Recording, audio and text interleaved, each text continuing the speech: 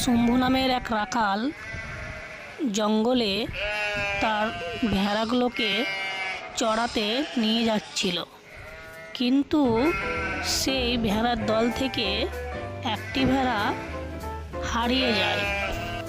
সেই ভেড়াটিকে দেখে একটি শেয়াল ফোন দিয়ে হাঁটলো এবং সেই ভেড়াটিকে এসে শেয়ালটি বলল, এই যে মশাই, গেল বছর আপনি আমাকে বিস্তর অপমান করেছিলেন।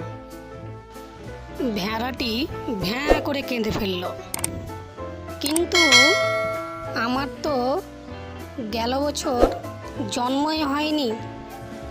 শেয়াল বলল, হতে পারে, কিন্তু আমার মাঠের ঘাস খাও তুমি।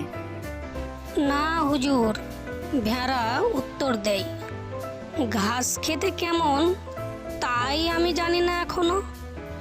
শেয়াল তাও ছাড়ে না। তুই আমার কুয়ো থেকে জল খাস? না না, আর্তনাদ করে উঠে ভেড়াটি, আমি এতটা জলও মুখে দিইনি, আমি তো শুধু এখনো মায়ের দুধই খাই। হ্যাঁ, তুই আমার সব অভিযোগের ভালোই উত্তর দিয়ে দিয়েছি, কিন্তু তাই বললে তো আমার পেট চলবে না।